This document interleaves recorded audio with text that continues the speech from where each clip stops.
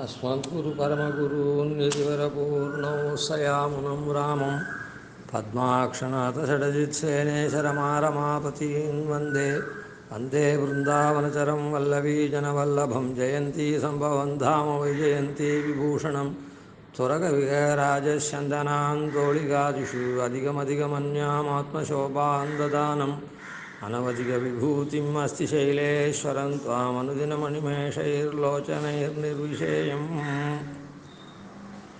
இந்த தேவப்பெருமாள் முதல் நாள் காலமே துவஜாரோகணம் கண்டருளி தங்க சப்பரத்தில் எழுந்தருள்றார்.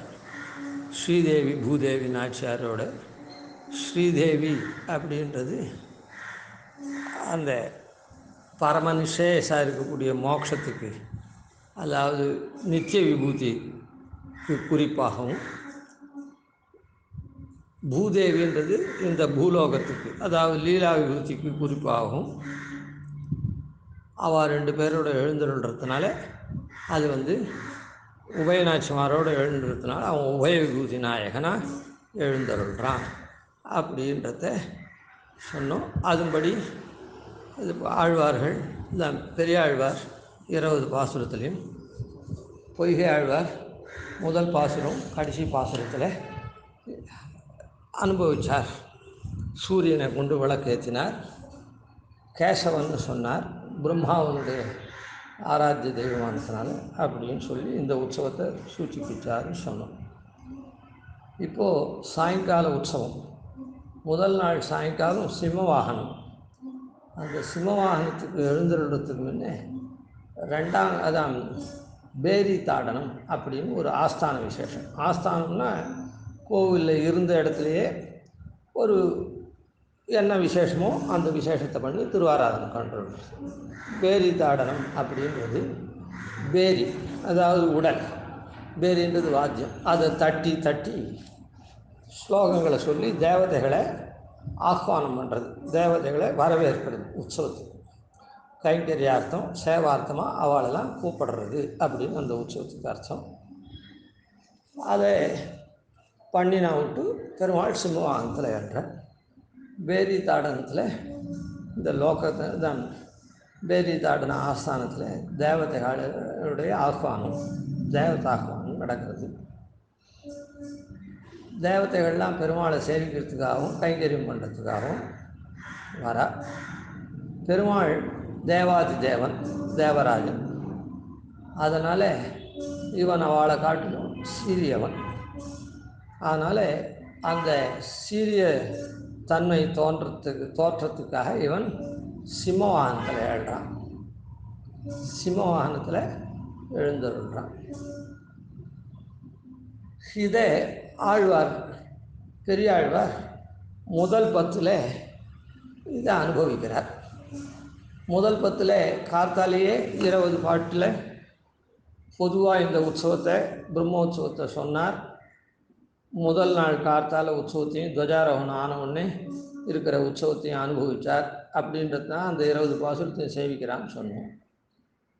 அதனால் 3வது திருமொழி முதல் 10 சீதக்கடலுள் அமுதன்ன தேவகி கோதை குழலால் அசோதைக்கு போர் தந்த பேதை குழல் பிடித்து சுவை துண்ணும் பாதக்கமலங்கள் காணீரே கவளவாயிலிருந்து காணீரே அப்படின்னு பெரியாழ்வார் மொத்தம் கண்ணனுடைய விருத்தாந்தத்தை அனுபவிக்கிறார் பொதுவில் பார்த்தா. ஆனால் இந்த பரிவாகமாகப்பட்டது எப்பவும் இதை ஞாபகம் வச்சுக்கணும். முதல் நாளில் இது கடைசி வரையிலும் இந்த வரதனுடைய அனுபவம் நேரம் மோகிச்சு போச்சு. அப்புறம் வெளியில் போச்சு, அங்கங்கே அந்த ஞாபகம் வருது. அதை அந்த பாசுரங்களில் பாடுறோம். அதுதான் அந்த பரிவாக லட்சணம் சொன்னோம். இந்த ஊர் ஏரி ஜலம் உள்ளடங்காத ஓவர்ஃப்ளோ ஆகிற ஜலம் வெளியூர் ஏரிக்கு போய் அந்த ஊருக்கு பாயிருது. ஆனால் ஒரிஜினலாக இந்த ஊர் ஜலம்தான் அது. ஆனால் அந்த ஊரில் நம்ம ஊர் ஏரிக்கு ஜலம் வந்துடுத்து, நம்ம கழனிலாம் நன்னா பாயிருது. ஏரியில் 4 மாதம் ஜலம் இருக்குது, ஒரு போகம் பயிர் வைக்கலாம்னு சொல்கிறாங்க. ஆனால் அது அந்த ஊர் ஏரி ஜலமாக இல்லை, இந்த ஊரில் ஓவர்ஃப்ளோ ஆனது.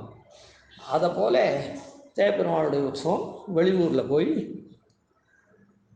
பரவுறது அப்படின்னு நேற்றே சொன்னோம். அது ஞாபகம் வச்சுக்கணும். அதனால் இப்போது முதல்ல கண்ணன் அவதாரத்தை பற்றி சொன்னார்.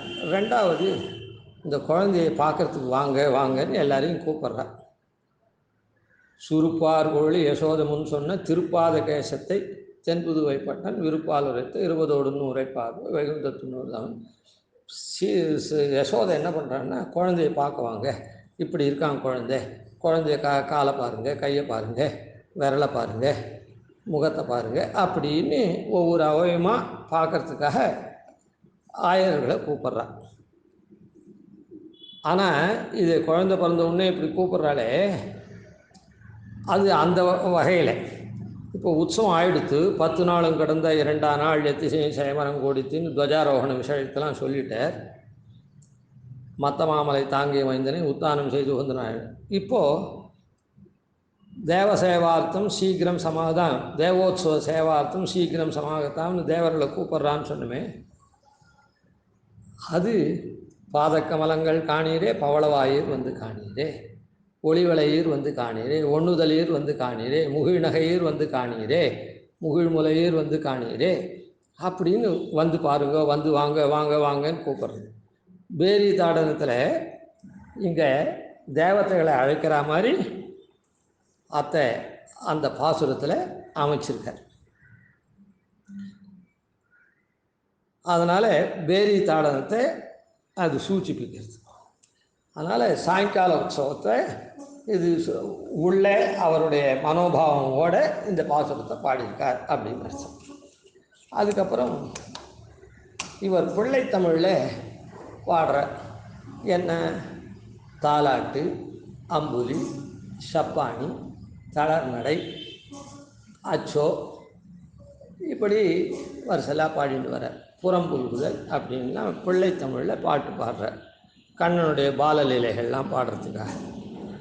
ஆனால் பெரியாழ்வார் பாடின ரீதியில் பிள்ளைத்தமிழ் இல்லை. பிள்ளைத்தமிழ்னு சங்க இலக்கியங்கள்லாம் சொல்கிறாலே தமிழ் இலக்கியங்களில், அந்த மாதிரி அந்த பிள்ளைத்தமிழுடைய ஆர்டர் அப்படி இல்லை.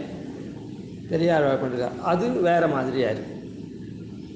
சரி, இப்போ பெரியாழ்வார் என்ன பண்ணிருக்காருன்னா, இந்த காணீரே காணீரேன்னு நமக்கு அப்புறம் தாலாட்டு, அம்புலி பருவம், சப்பானி பருவம், தளர்நடை பருவம், அச்சோ பருவம் அப்படின்னு சொல்லி முதல் 10 முடிவை புறம்புல்குதல் அப்படின்றத வச்சுருக்கேன். புறம்புல்குதல் அப்படின்ற இதை வச்சுருக்கேன். இது என்ன அப்படின்னு சொன்னால், புறம்புல்குதல்னால் இப்போ குழந்தைய முதுகில் தூக்கிண்டா எப்படி இருக்கும், முதுகில் தூக்கி பாடல, அதாவது குழந்தைய முதுகு மேலே வச்சுட்டு நம்முடைய தலைக்கு 2 பக்கமும் 2 கையை வச்சுட்டு நாம் பிடிச்சிக்குவோம். நம்ம தலைக்கு மேலே குழந்தை தலையும் இருக்கும், பின்பக்கத்தில் அது அப்படி இருக்கும், மின்பக்கத்தில் அந்த கை இருக்கும். இப்போ இந்த வாகன அமைப்பு பாருங்கள், சிம்ம வாகனத்தினுடைய அமைப்பு இப்படி நம்ம பின்பக்கத்துலேருந்து இப்படி தோளில் கை போடுற மாதிரி இருக்கும். சிம்மவாகன அமைப்பு எப்படி இருக்கும், பின்பக்கத்துலேருந்து தோளில் கை போடுற மாதிரி இருக்கும். அதனால் இந்த வாகன அமைப்பை வச்சு புறம்புல்குதலை கடைசி தசகமாக பண்ணிருக்கார். இந்த முதல் 10ல் கடைசி திருமொழியாக பண்ணிருக்கார். அதனால் இந்த பெருமாளுடைய மனசில் ஓடிண்டே இருக்குது. அது அந்த கண்ணனுடைய விற்த்தாந்தம் சொல்லிச்சு, அதுக்கு தகுந்த மாதிரி அது இது பண்ணுறது. முதல்ல 3வது திருமொழியில் அந்த பேரி தாடன விஷயமாக வாருங்கோள் வாருங்கோள் வந்து காணீரே காணீரேன்னார்.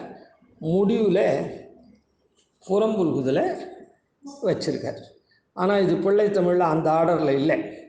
இவர் ஒரு வருஷ கிரமம் வச்சுருந்தார், அந்த வருஷ கிரமத்தில் இது இருக்குது. அதனால் தேவப்பெருமாளுடைய உற்சவத்தை தான் பெரியாழ்வார் மனசில் வச்சு இந்த முதல் 10ல் ஆரம்பத்துலேயும், ஆரம்பம்னா என்ன 3வது தசகத்துலேயும், முதல் 10ல் முதல் திருமொழியிலையும் 2ஆம் திருமொழியிலையும் உற்சவத்தை சாமான்யமாக சொல்லி முடிச்சுட்டார். சாயங்காலம் சிம்மவாகன உற்சவத்தை கணிச்சிச்சு, பேரி தாடனத்தையும் சிம்மவாகனத்தையும் கணிச்சிச்சு இப்படி பண்ணிட்டுருக்கார்.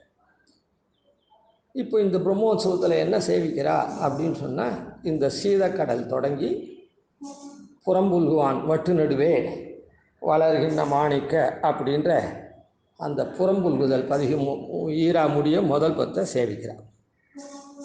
அதனால் ஆழ்வார் இப்போ பாருங்கள், நம்மாழ்வார் எப்படி பண்ணியிருக்கார்? திருவாய்மொழியில் இந்த ராத்திரி முதல் உற்சவத்தை அமரர் தொழப்படுவானைன்னு சொல்லியிருக்கார். அமரர் தொழப்படுவானேன்னு இங்கே பேரி தாடனம் பண்ணி தேவதைகள்லாம் ஆஹ்வானம் பண்ணிருக்கா. அவள்லாம் வந்து பெருமாளை சேவிக்கிறாள். சிம்மவாகனத்தில் இவன் அவளுக்கெல்லாம் சிங்கம் போல தலைவனாக சேவை சாய்க்கிறான். அவள்லாம் சேவிக்கிறான். அதனால் நம்மாழ்வார் அமரர் தொழப்படுவானேன்னு இதை சுருக்கமாக சொன்னார். இவர் வந்து பேரி தாடன ஆஹ்வானத்தையும் அந்த வாகன அமைப்பையும் பாடினார். இப்படி தேவப்பெருமாளுடைய உற்சவம் பெரியாழ்வார் நம்மாழ்வார் சங்கிரகம் பண்ணத்தை பெரியாழ்வார் தன்னுடைய திருமொழியில் முதல்லையும் முடிவுலையும் இப்படி சாய்ச்சிருக்கார். அதையே தான் சேவாகாலம் பண்ணுறான் இது. அதனால் முதல் உற்சவம் சாயங்காலம் சிம்ம வாகனத்தை பெரியாழ்வார் இப்படி அனுசந்திச்சார் அப்படின்றது. நாளைக்கு 2ஆம் நாள் காலமே அம்சவாகனம், அதை எப்படி ஆழ்வார் அனுபவிச்சார்ன்றது அடுத்ததில் பார்ப்போம்.